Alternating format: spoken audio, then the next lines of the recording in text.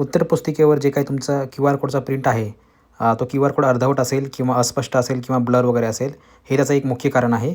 आणि दुसरी गोष्ट म्हणजे मित्रांनो अशी आहे, की तुमची जी PDF फाईल आहे प्रत्येक विषयाची, ती 20 MB कमी असणे, बरोबर. 20 MB जास्त नसली पाहिजे. म्हणजे तुमची एका विषयाची PDF ही 20 MB पेक्षा कमी असली पाहिजे. 15 MB, 10 MB, 5 MB चालेल, ठीक आहे. आणि दुसरी गोष्ट म्हणजे मित्रांनो या ठिकाणी अशी आहे, की तुम्ही ज्यावेळेस प्रिंटआउट काढता तुमच्या A4 साईजची, त्यावेळेस ओरिजिनल साईज ठेवून तुम्हाला प्रिंट काढायची आहे. कारण बरेच विद्यार्थी काय करत आहेत, की एक प्रिंट काढतात आणि त्याची झेरॉक्स कॉप्या वगैरे बनवतात. त्यामुळे काय होतं, की ब्लर QR कोड येणे आणि त्याची जी साईज आहे ती चुकते, बरोबर. ती रिपी-तारपी येत राहते. म्हणून ह्या अशा प्रकारचे कारणं वगैरे त्यांना स्पष्ट समोर जावं लागते, ठीक आहे.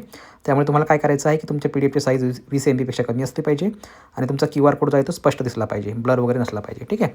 आणि मित्रांनो असाइनमेंट अपलोड करण्याची डेट देखील आता वाढलेली आहे. सर्वांना माहिती असेल, की असाइनमेंट अपलोड करण्यासाठी जे आहे आता 25 डिसेंबरपर्यंत तारीख करण्यात आलेली आहे, ठीक आहे. कोणाला काही समस्या वगैरे असेल किंवा कोणाला असाइनमेंट संदर्भात, लिहिण्यासंदर्भात काही हेल्प पाहिजे असेल, तर त्यांनी आपल्या मेलवरती कॉन्टॅक्ट करू शकता.